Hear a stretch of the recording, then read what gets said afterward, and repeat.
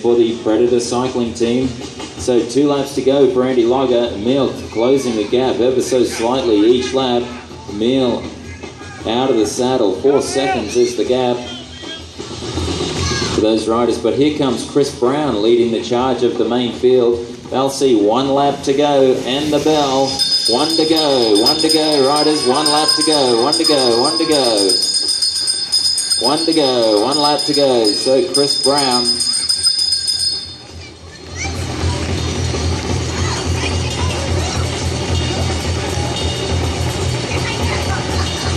And immediately after we finish this race, we'll need all of our kids race riders to be ready.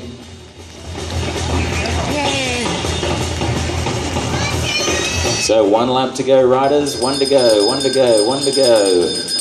1 lap to go. As I mentioned, Chris Brown has absolutely ridden away with this race. As more riders coming through, receiving the bell for 1 to go. 1 to go, riders. Andy Logger hanging on to 2nd place, hanging tough with 1 lap to go.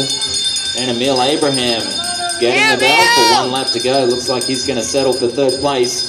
But Chris Brown is going to sprint himself for his own victory. But he takes it, and up there into 4th place, leading the sprint from our main field was 403 Gregory Brown, and Steve Carroll back there in 5th place. Neil Kapitsky coming through for Lightspeed BMW. Mark Wong finishing up a tough race for the L5 Flyers presented by Max's team. But we've still got 2 riders to finish for sure. That'll be Andy Logger and Emil Abraham.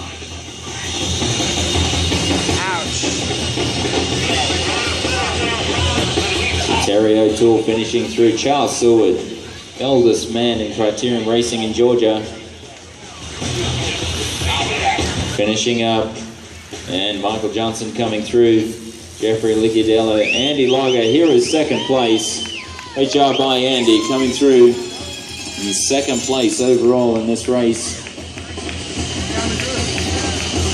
And now Charles Rosignol, the Chaz, coming through for Lightspeed BMW. Great job, Chaz.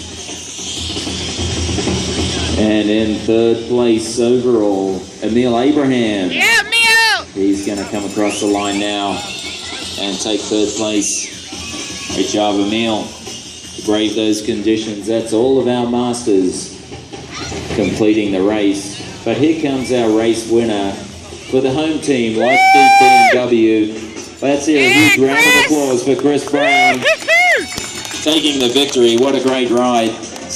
Impressive solo victory. And